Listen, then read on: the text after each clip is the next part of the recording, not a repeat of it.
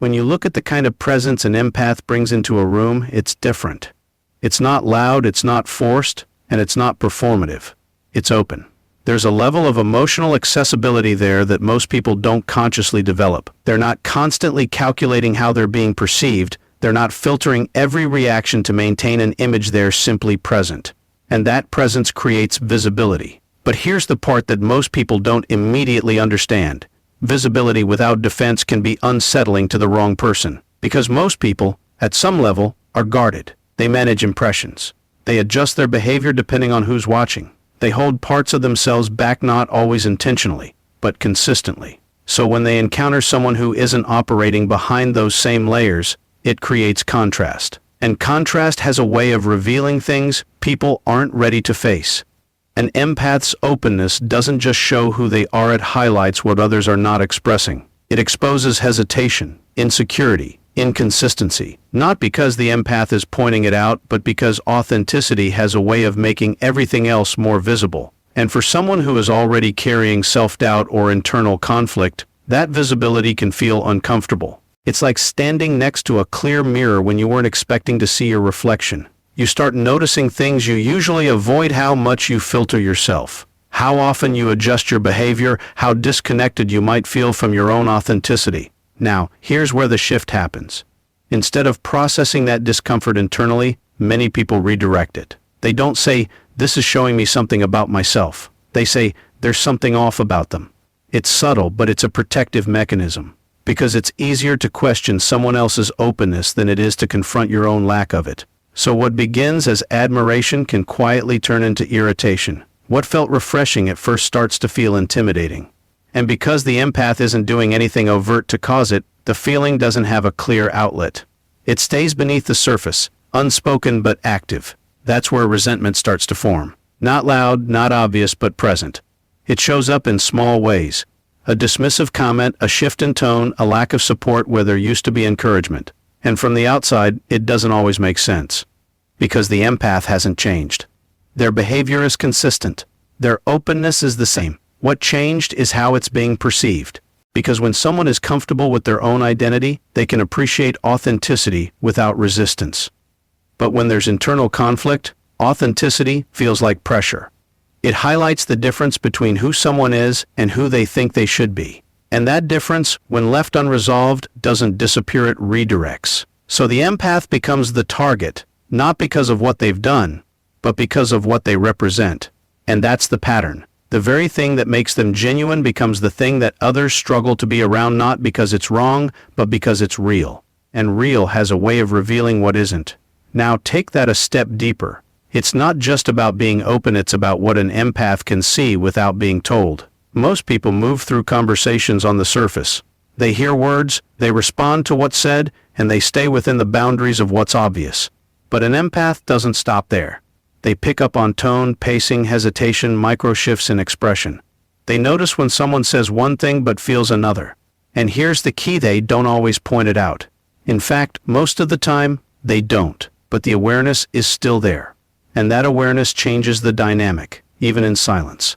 Because on some level, people can feel when they're being understood beyond what they're showing. They may not be able to explain it clearly, but they sense it. It's in the way the empath responds, the way they pause, the way they don't fully accept something at face value. There's a quiet recognition happening that goes deeper than the conversation itself. For someone who is comfortable with themselves, that kind of awareness feels safe. It feels like being understood without having to over-explain. But for someone who relies on staying in control of how they're perceived, it feels different. It feels like exposure. Not exposure in a dramatic, confrontational sense, but subtle, internal exposure. Like parts of them are being noticed that they didn't choose to reveal. And that creates tension. Because most people operate with a level of unconscious behavior. They're not constantly analyzing their own inconsistencies or emotional signals. They just move through interactions as they are. But when they encounter someone who naturally detects those inconsistencies, it disrupts that autopilot. Suddenly, there's a sense that something deeper is being seen. And even if the empath says nothing, the possibility alone can feel intrusive. So what happens next is predictable. Instead of leaning into that awareness, instead of using it as an opportunity for clarity or growth, many people resist it. They pull back. They become slightly guarded. And over time, that discomfort starts to look for a reason. They may start labeling the empath as too intense, or too observant, or hard to read, even. Though what they're really reacting to is the feeling of being read more accurately than they expected. And because that feeling isn't easy to sit with, it turns into quiet frustration. Resentment doesn't always come from something that was done. Sometimes it comes from something that was noticed, and that's what makes this dynamic so subtle. The empath isn't accusing, they're not confronting, they're simply aware. But that awareness alone is enough to shift how others feel around them. It removes the comfort of staying completely unseen, even when nothing is said out loud. So over time, the empath becomes associated with that discomfort not because they created it, but because they revealed it. And for someone who isn't ready to face what's beneath their own behavior, being around that kind of awareness doesn't feel safe, it feels like pressure. And pressure, when it's not understood, almost always turns into resistance. And then there's another layer that's easy to overlook, but it plays a major role in this dynamic. It's not just what empaths notice, it's what they naturally provide. Attention, patience, emotional presence. These aren't things they switch on. They operate from them by default. When someone is speaking, they're not half listening while waiting for their turn. They're fully engaged. They pick up on what's said and what isn't. They respond in a way that makes the other person feel understood. And at first, that feels rare. It feels valuable. People are drawn to it because it's something they don't experience often. But over time, something shifts. Because for many people, those same qualities don't come naturally. They require effort. They have to think about being present. They have to remind themselves to listen, to stay engaged, to respond with intention. And even then, it's not always consistent. So when they're around someone who does it effortlessly, it creates a quiet comparison. Not one that's spoken out loud, but one that's felt. They start noticing the difference. How easy it seems for the empath to show up fully. How consistent their attention is. How naturally they create space for others. And instead of simply appreciating it, that difference can start to create internal pressure. Because now it's not just about receiving something positive, it's about recognizing a gap in themselves. And that gap can be uncomfortable. Instead of asking, how can I develop this? The question often becomes, why does this feel like something I can't maintain? And when that question doesn't have a satisfying answer, it can turn into frustration. Not directed inward where it belongs, but outward toward the person who made the difference visible. So what once felt comforting starts to feel demanding. The empath hasn't changed their behavior. They're still listening the same way, still showing up with the same level of presence. But now, instead of it being received as support, it's being interpreted as a standard, an unspoken expectation. And for someone who doesn't feel capable of meeting that standard consistently, that expectation feels heavy. So they begin to pull away, not always physically but emotionally. They might engage less, respond differently, or even downplay the empath's qualities. Not because those qualities lost value, but because they became a reminder of something they struggled to sustain. And this is where resentment starts to take shape in a very quiet way. It's not about what the empath is doing wrong. It's about what they're doing right consistently, effortlessly, without trying to prove anything. And that consistency creates contrast. It highlights the difference between natural presence and forced effort. And for someone who feels that difference but doesn't know how to close it, the easiest response is to reject the source of it.